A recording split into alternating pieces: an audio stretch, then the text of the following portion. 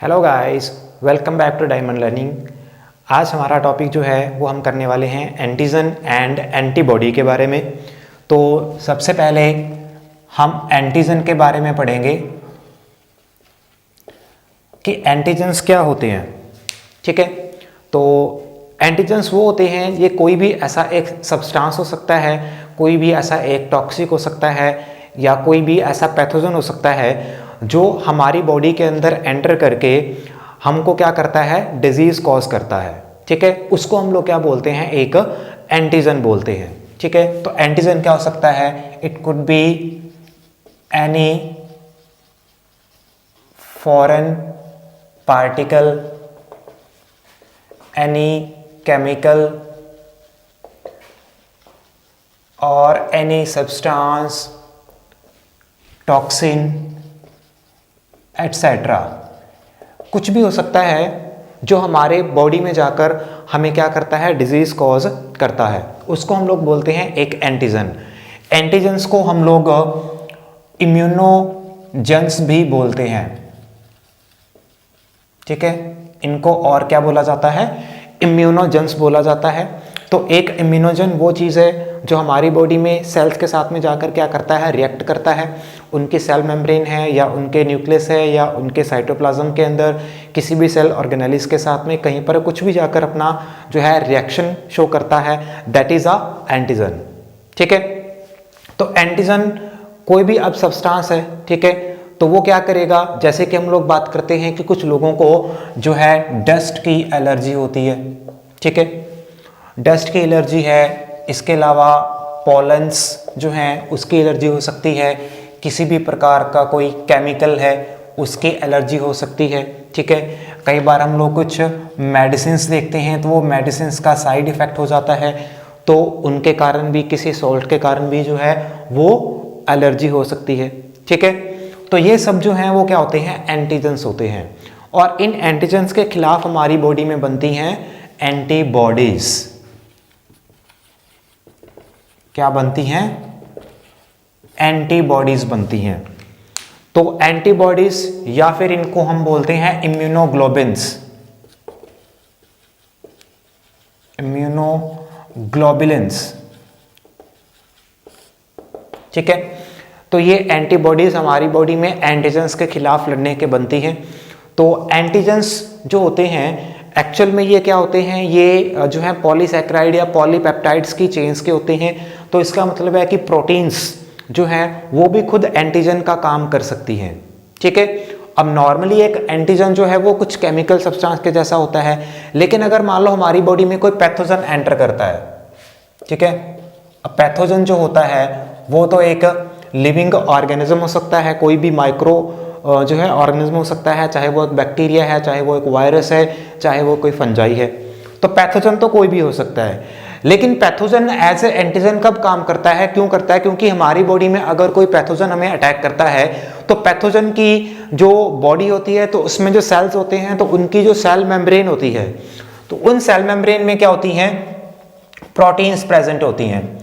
और प्रोटीन में जो है पॉलीसैकेराइड की स्ट्रक्चर होती है।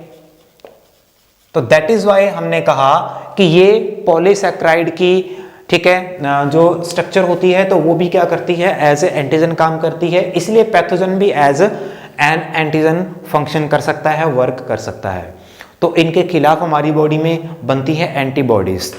तो एंटीबॉडीज या इम्यूनोग्लोबिन्स, ठीक है, ये एक्चुअल में क्या होती हैं, ये होती हैं ग्लाइकोप्रोटीन्स। They are glycoproteins. ठीक है, ये ग्लाइकोप्रोटीन्स होती हैं। तो इसकी स्ट्रक्चर जो है वो कैसी होती है, हम इसके स्ट्रक्चर देखेंगे। इसकी स्ट्रक्चर जो है वो वाई शेप की होती है, जिसके अंदर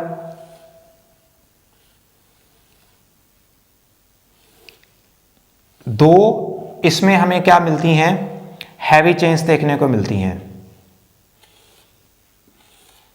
ठीक है, ये दोनों जो हैं वो क्या होती हैं, हैवी चेन्स होती हैं। और इसके साथ में हमें दो क्या मिलती हैं, लाइट चेन्स मिलती हैं।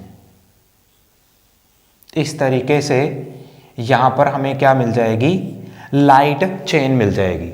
ठीक है, और ये हैवी चेन और लाइट चेन जो है ये आपस में क्या होती हैं, ये आपस में सल्फाइड बॉन्ड से, मतलब सल्फर वाले जो बॉन्ड हैं उनसे क्या होती हैं, अटैच्ड होती हैं।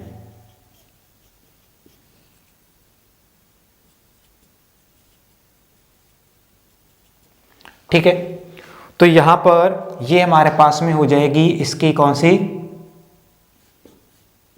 ये हो जाएगी हैवी चेन।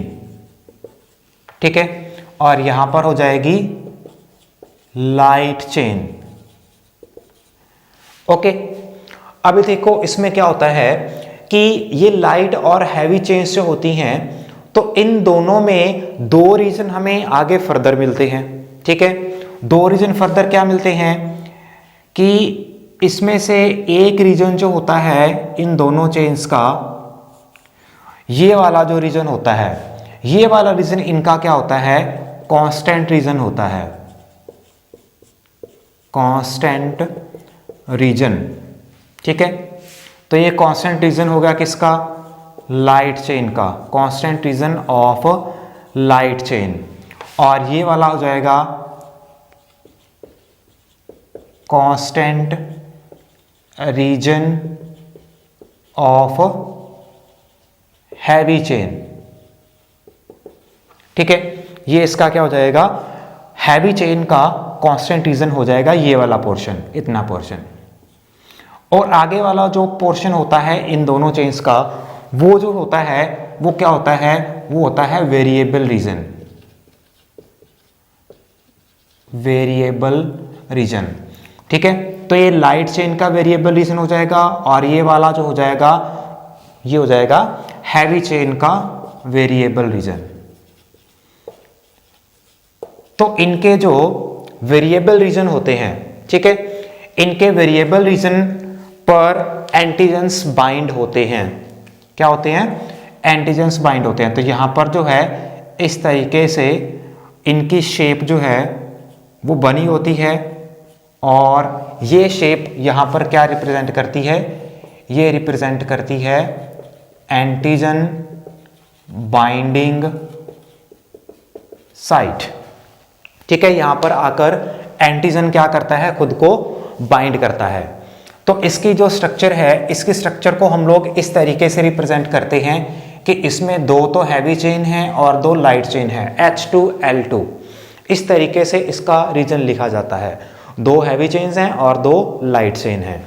और इसमें जो वेरिएबल रीजन होता है, ठीक है, वेरिएबल रीजन, तो इसके वेरिएबल रीजन को हम लोग फैब रीजन बोलते हैं। फैब का मतलब है यहां पर जो एंटीजन बाइंडिंग फ्रैगमेंट होता है।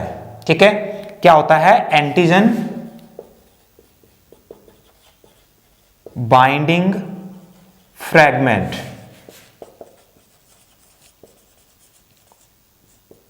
इसलिए इसको बोलते हैं फैब रीजन। और जो कांस्टेंट रीजन होता है,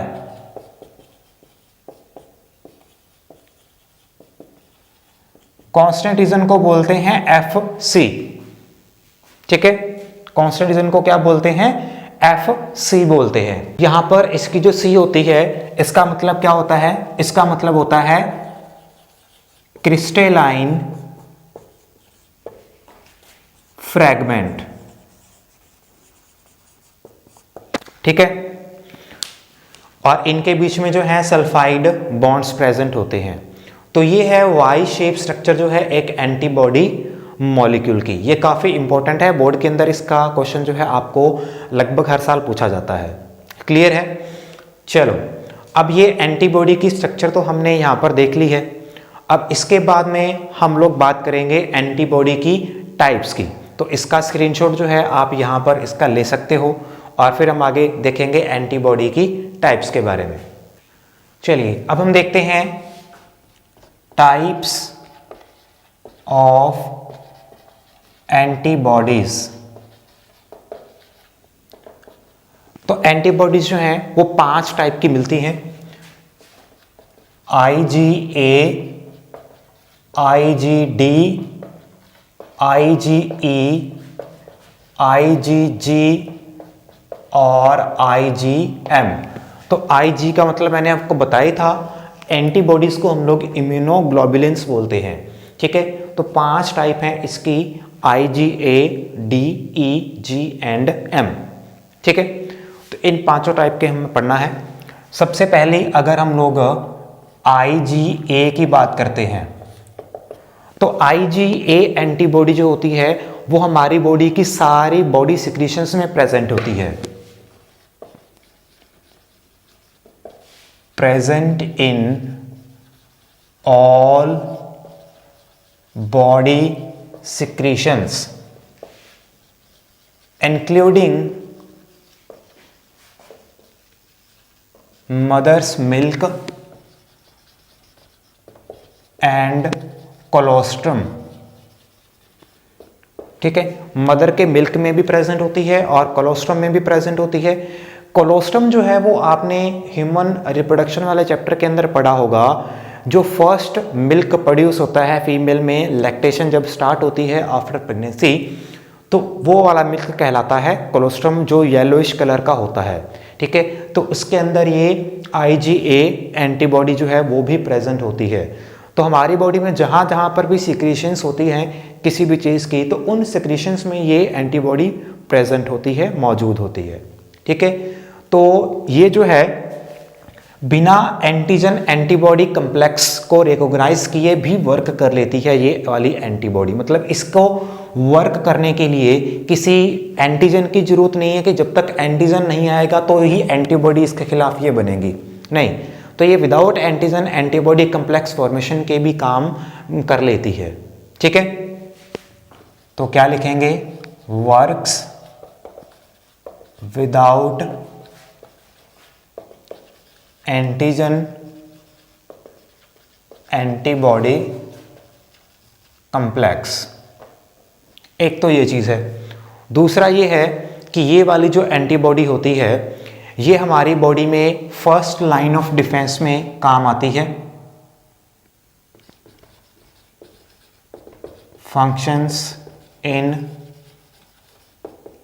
फर्स्ट लाइन ऑफ डिफेंस। हमारी बॉडी का फर्स्ट लाइन ऑफ डिफेंस बनता है तो वो IgA के कारण बनता है, ठीक है। चलो अब हम देखते हैं हमारी दूसरी एंटीबॉडी जो कि है IgD। IgD जो होती है ये हमारे सीरम टिश्यूज के अंदर प्रेजेंट होती है, ठीक है। एंड ये IgM के साथ में मिलकर काम करती है। एंड IgM जो होती है वो लार्जेस्ट एंटीबॉडी होती है। एंड ये लार्जेस्ट एंटीबॉडी IgM ही क्या करती है, इस IgD को एक्टिवेट करने का काम करती है, ठीक है। तो अकेले भी काम करती है, प्लस M की जो है रिक्वायरमेंट भी होती है इसकी एक्टिवेशन के लिए। तो ये जो है किसके खिलाफ में काम करती है, it works against all toxins and pathogens. तो जितने भी हमारी बॉडी में टॉक्सिन्स प्रोड्यूस होते हैं या पैथोजेंस एंटर करते हैं तो उनके जो है खिलाफ, उनके अगेंस्ट ये काम करती है। एंड एक्टिवेटेड बाय IgM, तो उसके द्वारा ये एक्टिवेट कराई जाती है। तीसरी हमारी जो आती है वो आती है IgE, ठीक है। तो IgE जो होती है ये हमारी मेनली वर्क करती है एलर्जिक रिएक्शंस में, ठीक है। एलर्जिक रिएक्शंस एंड हमारी बॉडी में जितने भी इन्फ्लामेटरी रिस्पॉन्सेस होते हैं, ठीक है, तो उनके खिलाफ जो ये IgE एंटीबॉडी काम करती है। तो जितने भी एलर्जेंस होते हैं, एलर्जेंस के खिलाफ लड़ने में ये एंटीबॉडी हमारी हेल्प करती है। IgE एंटीबॉडी जो है ये हमारी स्किन में, हमारे लंग्स में एंड हमारी म्यूकोजल मेम्ब्रेन्स जो होती है वहाँ पर सबसे ज़्यादा जो है ये प्रेजेंट होती है। ठीक है। फोर्थ हमारे पास में एंटीबॉडी जो है वो आती है IgG। IgG एंटीबॉडी जो होती है ये पूरी एंटीबॉडीज की टाइप में से 75% प्रेजेंट होती है। मतलब सभी एंटीबॉडी में से सबसे ज़्यादा जो है IgG एंटीबॉडी प्रेजेंट होती है। ठीक है। तो वैसे तो ये एंटीबॉडी जो है ब्लड, लिम्फ और हमारे जो है डाइजेस्टिव सिस्टम होता है उसके अंदर ये ज़्यादा प्रेजेंट होती है। कहाँ पर प्रेजेंट होगी? Present in blood, lymph and हमारे जो डाइजेस्टिव सिस्टम है। तो डाइजेस्टिव सिस्टम में भी मेनली हमारी जो इंटेस्टाइन होती है तो उसके अंदर इसकी परसेंटेज हमें सबसे ज़्यादा देखने को मिलती है। ठीक है। और इसकी जो है फर्दर आगे 4 सब टाइप भी मौजूद होती हैं, लेकिन वो फर्दर 4 सब टाइप्स आपको करने की ज़रूरत नहीं है। ठीक है। और इसका जो मेन काम होता है कि किस किस काम में ये किसके अगेंस्ट काम आती है, तो ये सभी प्रकार के जो भी पैथोजेंस हैं, चाहे वो बैक्टीरिया है, चाहे वो वायरस है, चाहे वो फंजाई है, या अगर कोई टॉक्सिन्स हैं एंड केमिकल्स हैं, तो इनके खिलाफ ये जो होती है इफेक्टिव होती है। क्लियर। और लास्ट हमारी बचाती है IgM लास्ट टाइप की। वैसे IgG के बारे में एक और लाइन भी आपने यहां पर लिखनी है। क्या लाइन लिखनी है कि IgG जो होती है इट क्रॉसेस प्लेसेंटा। तो ये प्लेसेंटा क्रॉस कर जाती है एंड मदर के मिल्क में भी ये आपको मिल जाएगी, प्रेजेंट इन मदर्स मिल्क। तो ये एक और लाइन भी जिसका क्वेश्चन बोर्ड में जो है आपको पूछ लिया जाता है, प्लेसेंटा को कौन सी एंटीबॉडी क्रॉस करके जाती है, वो आ जाएगी एंटीबॉडी IgG। ठीक है। कोलोस्ट्रम में कौन सी प्रेजेंट होती है? IgA। ये 2 मोस्ट फेवरेट क्वेश्चन जो हैं बोर्ड में आने वाले होते हैं, पूछे जाते हैं। ठीक है। चलो अब हमारी जो है लास्ट बच गई है IgM। IgM जो होती है स्ट्रक्चर वाइज ये क्या होती है? लार्जेस्ट होती है इन 5 एंटीबॉडीज में से। ठीक है। लार्जेस्ट एंटीबॉडी मिलती है, बट इसका जो नंबर है वो बहुत कम होता है। ठीक है। तो इतनी ज़्यादा नंबर में प्रोड्यूस नहीं होती है, बट लार्जेस्ट होती है and it is the first antibody that reaches in the first line of defence और whenever there is an infection in our body. तो सबसे पहले जहाँ पर भी इन्फेक्शन होती है तो ये वाली एंटीबॉडी वहाँ पर सबसे पहले पहुँचती है। It reaches first at the site of infection. ठीक है। तो फर्स्ट लाइन में फर्स्ट सबसे पहले जो है वहाँ पर ये आपको खड़ी मिलेगी कि जब भी कोई हमारी बॉडी में पैथोजन अटैक करने की कोशिश करेगा ये कहेगी कि आपको आगे नहीं जाना है भाई। ठीक है। तो ये हमारी 5 टाइप की एंटीबॉडीज़ होती हैं। तो ये इनका जो है कहाँ पर प्रेजेंट हैं और क्या कहाँ पर ये फंक्शन करती हैं ये आपको ध्यान में रखना है। तो आई होप आपकी जो है आज की वीडियो आपको ये अच्छी लगी होगी। वीडियो अगर अच्छी लगे तो लाइक, शेयर और कमेंट जरूर करना और चैनल को सब्सक्राइब करना। आप सबका बहुत बहुत थैंक यू होगा। मिलते हैं अपनी नेक्स्ट वीडियो के अंदर।